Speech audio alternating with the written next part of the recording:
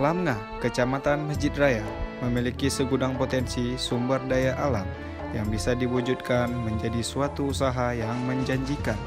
Salah satunya usaha produksi sabut kelapa yang dimiliki Pak Jamil.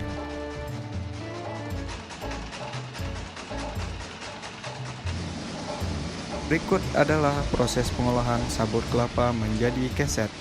Proses pertama adalah perontokan sabut. Kulit kelapa yang telah dibelah buah kelapanya dimasukkan ke dalam mesin perontok kulit hingga menjadi serabut kelapa yang siap untuk dijemur.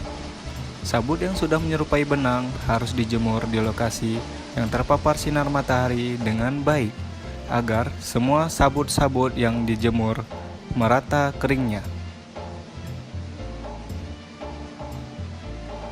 Kemudian, proses membuat tali atau disebut wet-wet.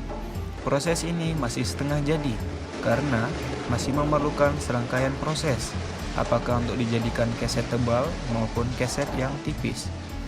Proses wet-wet sendiri, Pak Jamil menggunakan dua metode.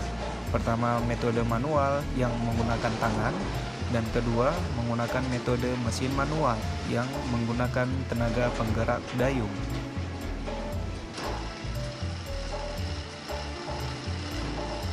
Dalam keperuntukannya, keset sabut dibuat dengan dua tipe, satu yang tebal dan satu yang tipis. Untuk dalam segi panjangnya, keset dibuat sepanjang sesuai permintaan konsumen dengan maksimal 5 meter.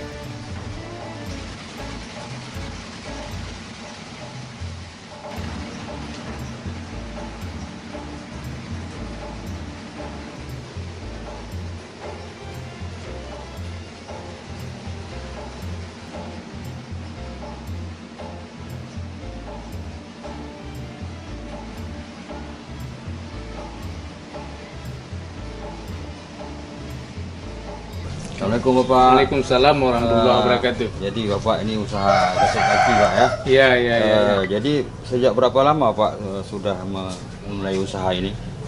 Usaha ini kita mulai sejak tahun 80. Saat itu karyawan cuma kita orang-orang di rumah aja kan, ibu dan anak. Tapi kita mulai sejak tahun 80 ada mengalami pasang surut, istilahnya waktu tsunami kita kembali ke nol.